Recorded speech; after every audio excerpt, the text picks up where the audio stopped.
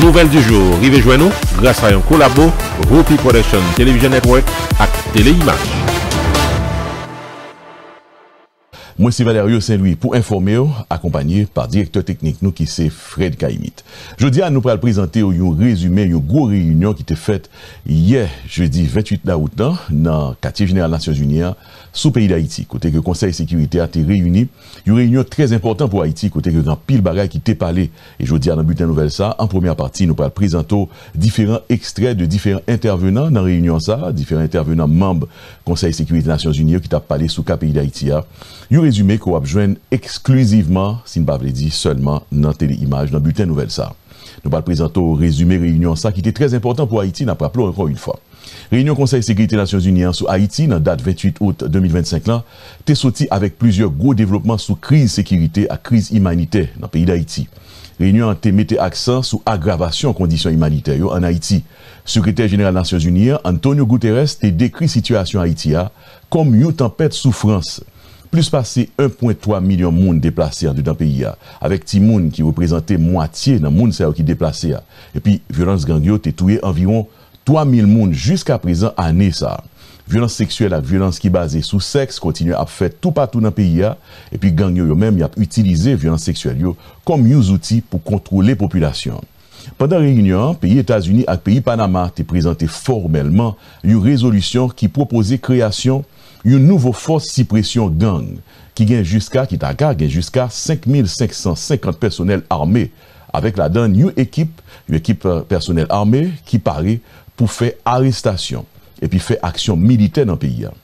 Intention résolution ça, c'est remplacer ou soit renforcer mission support sécurité multinationale actuelle là qui dirigée par pays Kenya. Une mission n'a pas qui prouvait que le pas gain assez ressources et puis pas efficace pour gommer gang yo. Des gangs qui lourdement armés en Haïti. Force que vous proposez qui peut aller en Haïti pour faire travail démanteler gourmet et puis arrêter gang yo pour recevoir un support logistique et un support opérationnel solide dans un bureau des Nations Unies qui pourra dédié pour Haïti. Une façon pour assurer un plus bon financement avec une meilleure coordination et force pour mettre la paix dans le pays. Directrice exécutive UNICEF, Catherine Roussel, rapporté pendant la réunion ça, une augmentation de 700% dans le recrutement et l'utilisation de Timoun par gang pendant 3 premiers mois année ça seulement. Donc, ils ont utilisé un pile Timoun dans gang yo. Kounya, ils ont estimé Timoun représenté 50% dans membre gang yo. Timoun a entré dans le combat, il a fait combat avec gang yo, bon côté gang yo, il a tiré les armes, gang yo utilisé Timoun comme messager pour porter les armes pour yo et puis yo exploité yo fait le travail comme domestique. État membre yo, spécialement pays Royaume-Uni et pays Caraïbes yo, t'ai exprimé un support solide pour augmenter financement intervention une force Nations Unies en Haïti ensemble avec support humanitaire. Pays Royaume-Uni te pour mettre plus financement et puis te endosser action qui pour servir contre moun k'ap commettre abus droit moun. Yo mandé pour bail plus cob et pays Royaume-Uni te répondre présent. Conseil de sécurité a te mettre accent tout sur urgence qui gagne pour mettre embargo zam qui pi sévère sous pays a. Il était noté que pi fort zam gang yo sorti dans contrebande qui fait à partir de État Floride. Nouveau résolution ça pour circuler pour faire débat parmi les pays membres Conseil de sécurité en façon pour possiblement adopter proposition ça dans jour cap vini là yo. Secrétaire général des Nations Unies Antonio Guterres a fait un appel urgent pour financement humanitaire. Il était averti que crise Haïti a été mission humanitaire des Nations Unies qui joignent moins de financement dans le monde là.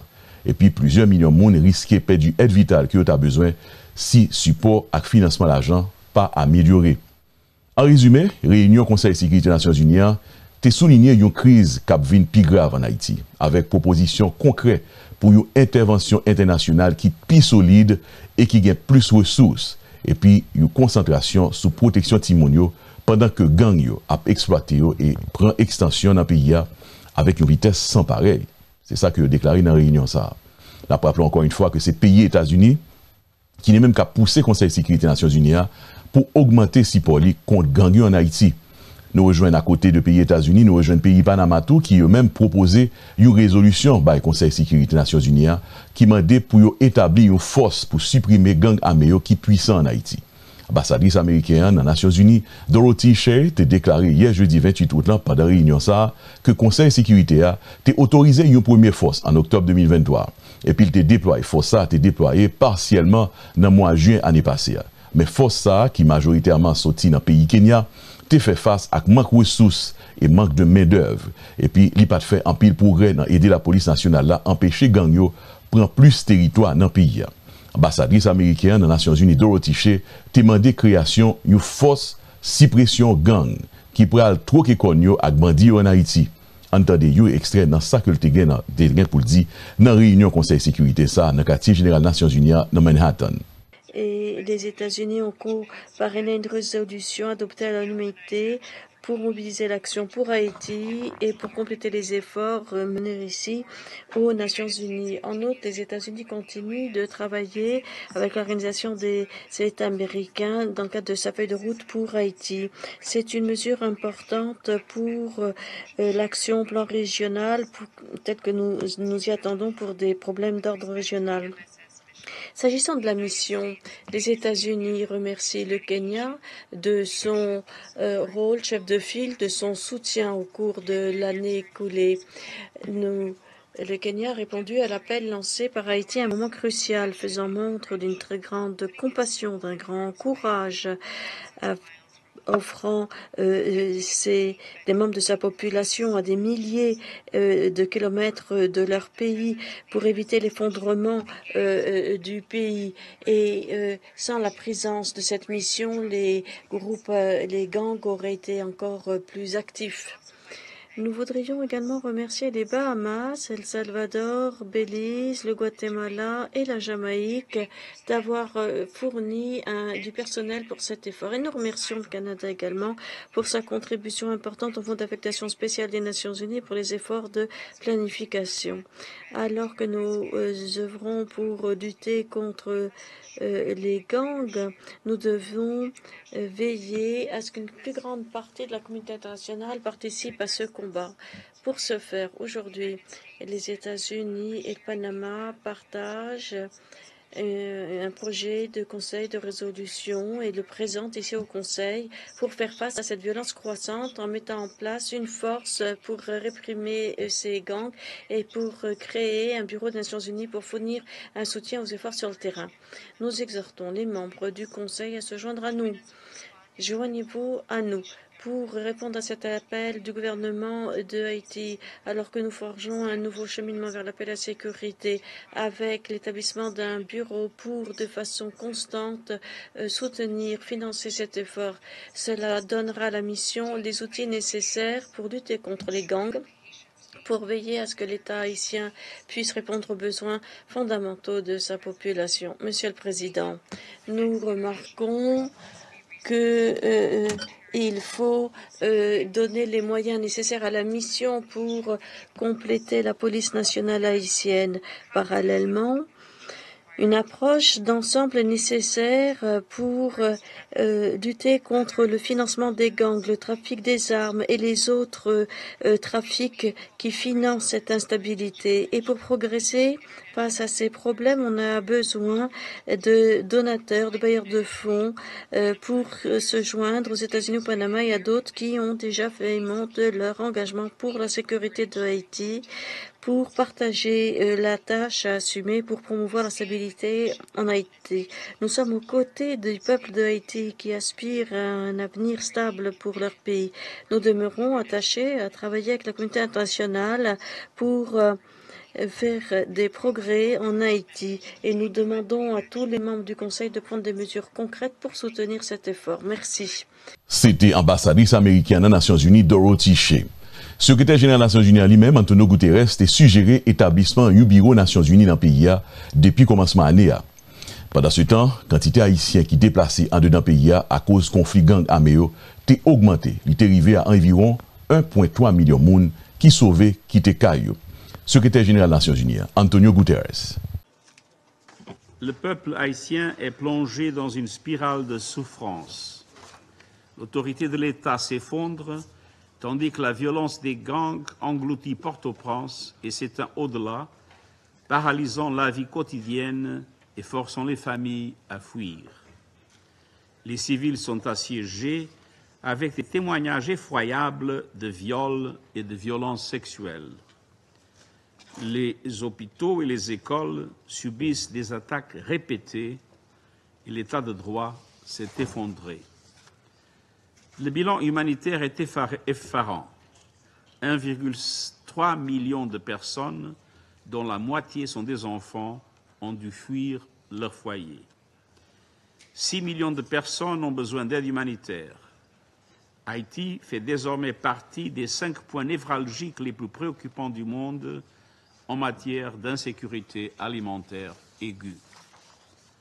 Les travailleurs humanitaires, en particulier les intervenants locaux, sont pris pour cible et font l'objet de menaces de violence, d'extorsion et d'enlèvement. Soyons clairs, toutes les parties doivent respecter le droit international humanitaire. Le personnel, les biens et les installations humanitaires doivent être protégés et malgré le danger, les humanitaires restent sur le terrain, fournissant eau, nourriture, médicaments et abris. Rien qu'au premier trimestre de cette année, ils sont venus en aide à 1,3 million de personnes.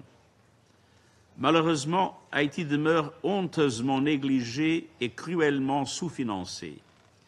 Pour 2025, nous avons besoin de 908 millions de dollars afin d'aider 3,9 millions de personnes. Mais nous n'avons même pas reçu 10% de cette somme et l'appel humanitaire pour Haïti est aujourd'hui l'appel le moins financé au monde. Par conséquent, plus de 1,7 million de personnes risquent de ne recevoir aucune aide. Il ne s'agit pas d'un simple déficit de financement, mais d'une question de vie ou de mort. J'exhorte tous les donateurs à agir sans délai avant que les opérations vitales ne soient réduites à néant. Excellencies. Excellences, la situation politique demeure fragile, mais on voit poindre des lueurs d'espoir. Je salue la coopération croissante entre le président du Conseil présidentiel de transition, Laurent Saint-Cyr, et le Premier ministre, Alix Didier Fils-Aimé, qui mènent tous deux des consultations afin de faire avancer le processus politique. Nous constatons également une coordination plus étroite entre le Task Force du Premier ministre, la Police nationale d'Haïti et la mission multinationale d'appui à la sécurité, ce qui permet une amélioration des opérations sur le terrain. Ces acquis fragiles doivent être défendus et étendus. Pour cela, il faut un appui décisif et coordonné de la communauté internationale en matière de sécurité, afin de renforcer le travail mené au niveau national, de protéger la population et de créer les conditions d'un retour à l'état de droit et à des élections crédibles et ouvertes à tous. Je salue les efforts déployés par certains membres du Conseil pour faire avancer ma proposition du 24 février en vue de renforcer la mission multinationale d'appui à la sécurité par un soutien logistique et opérationnel de l'ONU. Je demande instamment au Conseil d'agir sans délai et d'autoriser une force internationale soutenue par l'ONU sur le plan logistique et opérationnel et bénéficiant d'un financement prévisible. Les contributions volontaires au fonds d'affectation spéciale de la mission multinationale d'appui restent essentielles, mais un financement par contribution obligatoire garantirait l'efficacité à long terme de la mission. Les mesures de sécurité doivent s'accompagner d'une pression accrue sur ceux qui alimentent la violence. Ainsi, il faut mettre en place un véritable embargo sur les armes et étendre les sanctions en ciblant les chefs de gang, les commanditaires, les trafiquants d'armes et autres complices et associés. Il est vital de prendre de telles mesures pour interrompre les flux d'armes et d'argent qui alimentent le chaos. Les contrôles effectifs doivent être renforcés dans les ports, aux frontières et en ligne, en étroite coordination avec les partenaires régionaux. Mon représentant spécial, Carlos Ruiz-Massieu, est à Port-au-Prince, où il travaille avec les partenaires nationaux et internationaux pour trouver des consensus en cette période charnière. Le BINU continuera d'œuvrer en faveur d'un processus politique inclusif et de travailler en étroite collaboration avec la Police nationale d'Haïti, la mission et les donateurs pour assurer une aide cohérente et coordonnée. J'invite instamment toutes les parties prenantes nationales à saisir cette occasion et à faire perdurer cet esprit de coopération. Excellences, si l'unité prévaut dans le pays, et avec la détermination du Conseil, le peuple haïtien pourra sortir de cette spirale, commencer à transformer l'épreuve en espoir et se réapproprier son avenir. Je réaffirme ma solidarité indéfectible et la détermination de l'ONU à rester aux côtés du peuple haïtien pour faire advenir la paix, la dignité et la sécurité. Je vous remercie. Les pas de fin tour clair qui Jean résolution que vous proposez après allier avec force qui déjà existait en Haïti que Nations Unies appuyé déjà. Une force qui gagne moins passé 1000 soldats d'après estimation récente. Chef agence Nations Unies pour Timonio dit pendant réunion conseil là que te gagne une augmentation 700% dans le recrutement et utilisation Timonio par gang yo qui était faite dans 3 premiers mois année 2025 ça seulement comparé à même période ça année passée. Kounia là nous pas attendre intervention directrice exécutive UNICEF là, Madame Catherine Roussel.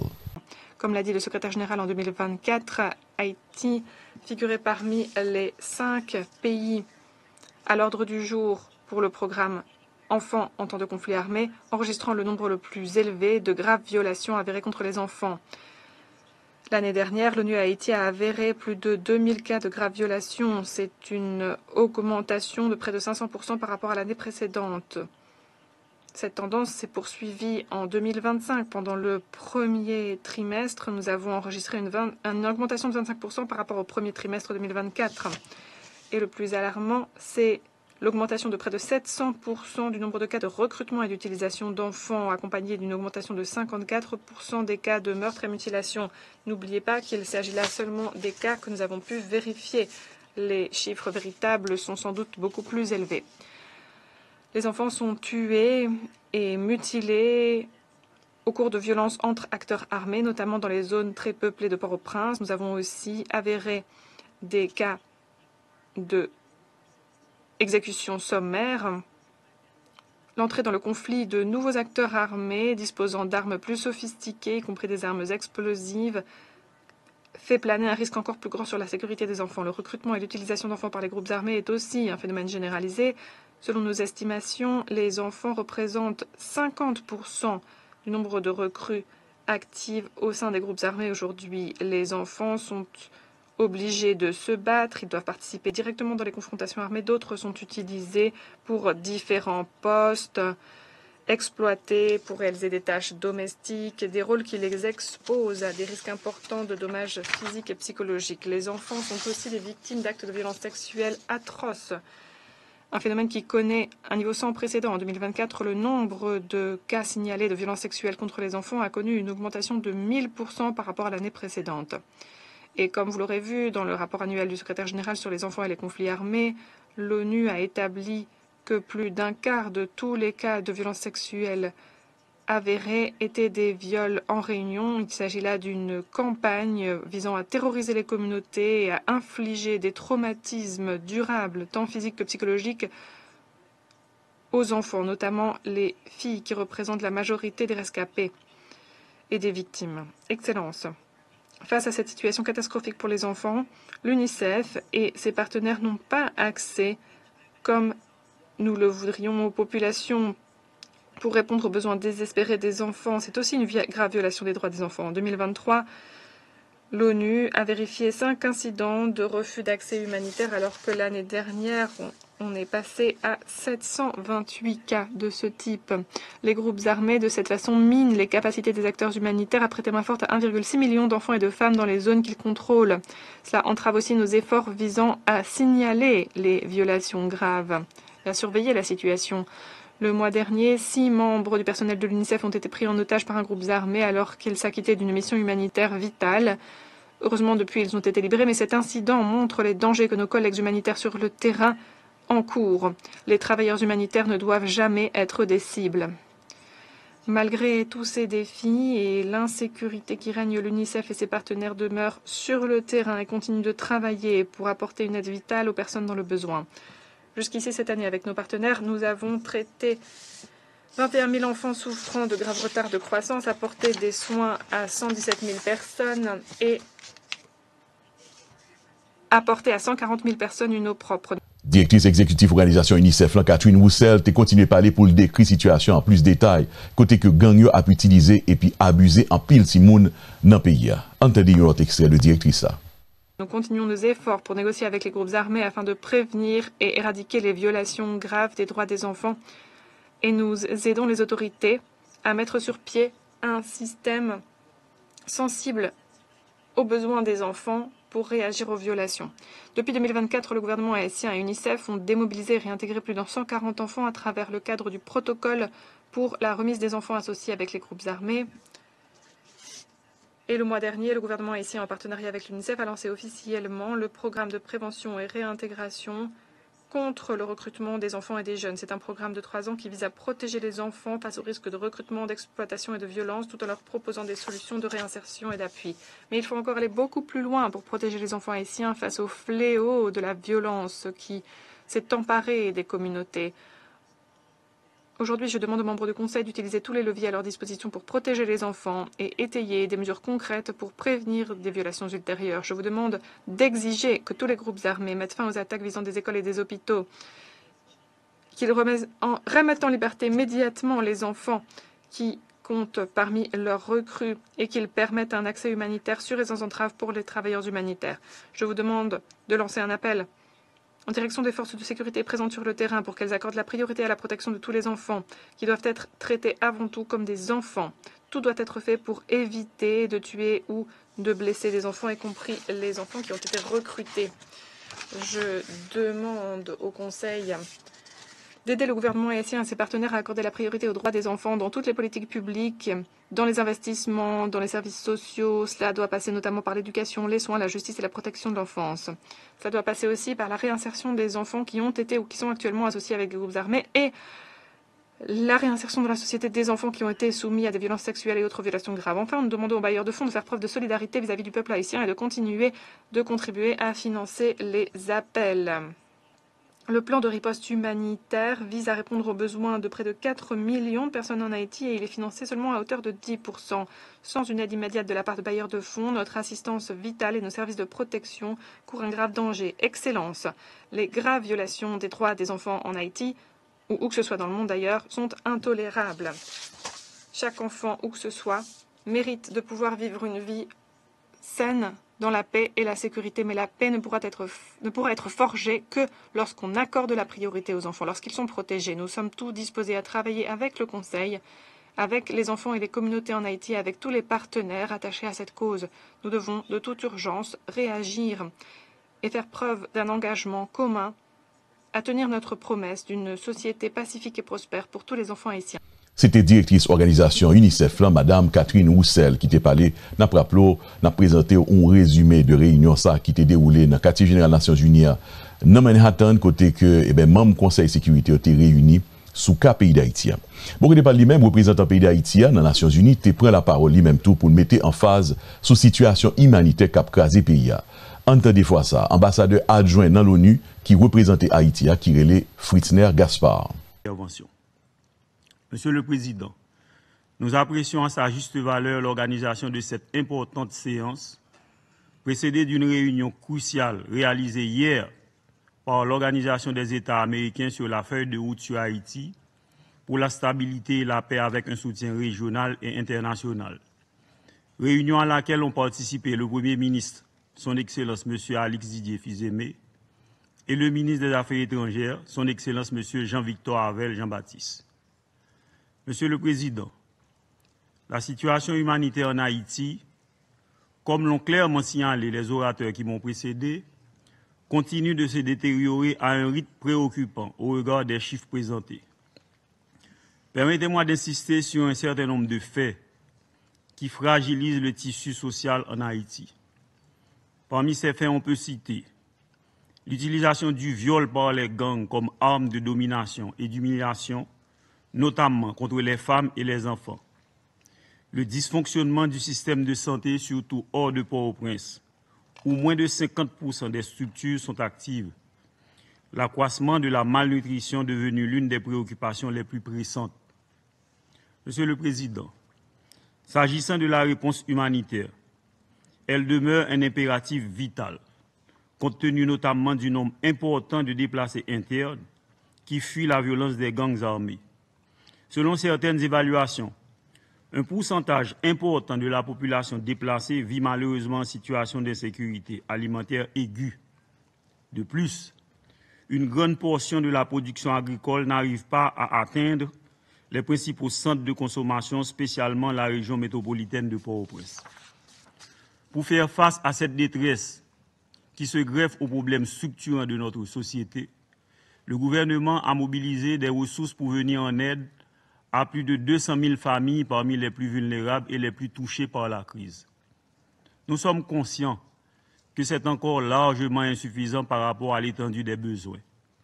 Dans ce contexte, pendant que nos institutions réfléchissent sur les voies et moyens permettant d'augmenter de façon significative l'aide alimentaire, le gouvernement recommande vivement aux partenaires régionaux et internationaux de diriger leur soutien vers des initiatives permettant le retour des déplacés à leur domicile et la réduction de leur dépendance vis-à-vis de l'aide humanitaire.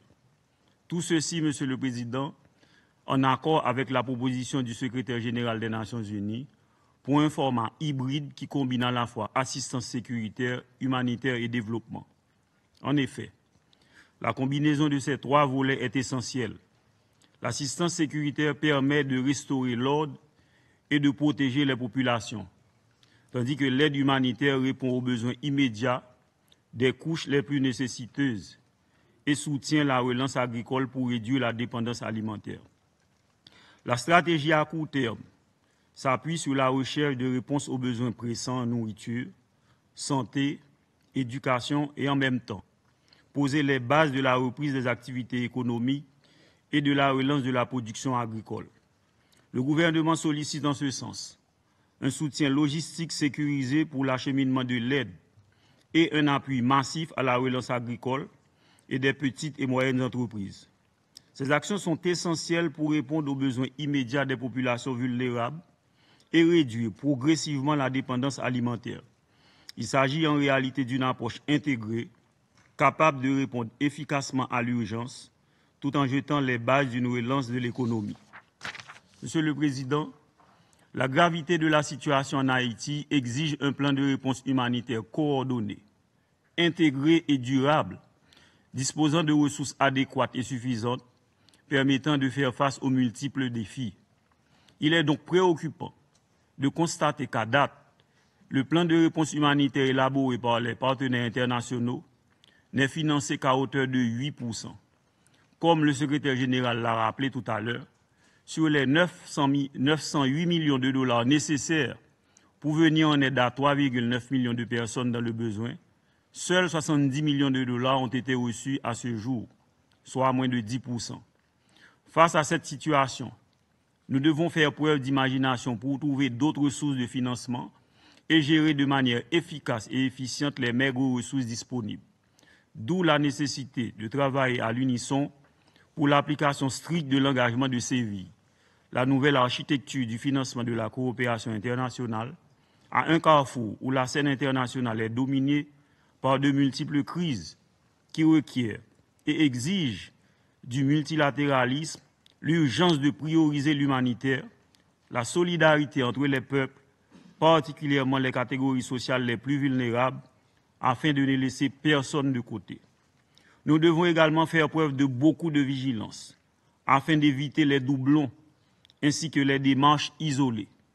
À cet égard, nous lançons une fois de plus un appel à l'action humanitaire coordonnée et soutenue selon les priorités nationales. Monsieur le Président, pour conclure, la résolution de la crise humanitaire en Haïti passe inévitablement par la résolution de la grave crise sécuritaire qui frappe le pays. C'est pourquoi nous réitérons notre appel sur l'urgente nécessité pour les membres du Conseil de sécurité de se prononcer sans trop tarder sur la proposition du secrétaire général qui contient des éléments majeurs concernant le rôle que l'ONU est appelée à jouer en Haïti face à cette crise multidimensionnelle qui a trop duré et qui coûte la vie à des milliers de citoyens innocents. Je vous remercie. Nous parlons de Kounia là, représentant République dominicaine, qui t'a dit en gros dans l'intervention Pali que si pas de sécurité en Haïti, pas de aucune solution humanitaire.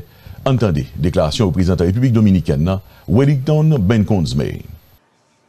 Haïti est aujourd'hui un cas de figure particulièrement alarmant. Un cas de figure qui met à rude épreuve la crédibilité du Conseil. Excellence, la situation humanitaire en Haïti est dramatique. Plus de 5,4 millions de personnes souffrent d'insécurité alimentaire aiguë. 1,3 million sont déplacés en raison des violences, dont une moitié d'enfants. Le manque de denrées alimentaires, d'eau, de services médicaux et d'éducation crée un terreau fertile pour les bandes criminelles. Dans un tel contexte, les mineurs sont les premières victimes. Entre 30 et 50% des membres des gangs sont des enfants et des adolescents qui ont été recrutés de force, obligés de réaliser des tâches d'espionnage ou de transmission de messages. Les filles, de façon disproportionnée, sont victimes de violences sexuelles, une arme utilisée pour contrôler et humilier. Plus de 560 cas ont été avérés en 2024. Et cela ne représente qu'une fraction de la réalité, une réalité bien douloureuse. Monsieur le Président, j'aimerais souligner l'évidence. Si la sécurité n'est pas rétablie, il n'y aura pas de solution humanitaire en Haïti. Aucun programme de nutrition, de santé ou d'éducation ne pourra prospérer si plus de 80% de Port-au-Prince et de vastes pans du pays restent sous le contrôle de groupes armés criminels. L'absence de toute action efficace a permis la poursuite de cette tragédie avec des enfants haïtiens qui sont de plus en plus vulnérables. Sortir de cette crise n'est pas impossible, mais il y faudra volonté politique et action concertée. Excellence, la République dominicaine estime que le chemin vers la stabilité en Haïti passe par une action dans 3 domaines complémentaires. Premièrement, restaurer la sécurité, comme cela a déjà été dit, et l'état de droit. La mission multinationale d'appui à la sécurité, avec à sa tête le Kenya, représente un effort précieux, mais qui ne suffit pas. Le Conseil doit lui donner plus de ressources, plus de capacités et la doter d'un cadre stratégique robuste pour démanteler les bandes criminelles et permettre de nouveau à la population civile de jouir d'espaces sûrs. Deuxièmement, il faut consolider l'aide humanitaire en mettant l'accent sur les enfants. Les programmes doivent accorder la priorité aux aliments thérapeutiques, à l'eau potable, aux vaccins et aux programmes d'éducation d'urgence, tout en proposant un appui psychosocial et des mécanismes de protection de l'enfance, en accordant une attention toute particulière aux filles victimes de violences sexuelles. Troisièmement, il faut garantir la réinsertion des mineurs associés à des groupes armés. Il est impératif d'investir dans l'éducation, la formation professionnelle et un accompagnement des communautés pour que ces enfants puissent trouver d'autres solutions, des alternatives dignes, sans rester pris au piège du cycle des violences. Représentant pays Panama lui-même t'est parlé tout sous situation pays d'Haïti. Il t'a attiré attention l'autre pays membre sous le fait que Haïti kounya parmi 5 pays qui pi affectés par insécurité alimentaire dans le monde là. Nous pral tande kounya là, une externe déclaration représentant permanent République Panama dans ONU, direlé Oloy Alfao de Alba. Il s'agit d'une question qui, hélas, n'a pas reçu l'attention nécessaire de la part du Conseil de sécurité, alors qu'il s'agit de l'une des crises les plus terribles du continent américain. Une crise qui n'a eu pour réponse qu'un silence retentissant. Le peuple haïtien, qui a été à une époque une source d'inspiration pour la région tout entière, y compris pour mon peuple, lorsqu'il s'est libéré du colonialisme et de l'esclavage, est aujourd'hui la proie d'une violence criminelle sans précédent. Mesdames et messieurs, parler aujourd'hui d'Haïti, c'est avant tout parler de ces enfants, de ces garçons, de ces filles qui, malgré toute leur souffrance, portent un poids qu'aucun enfant ne devrait avoir à porter.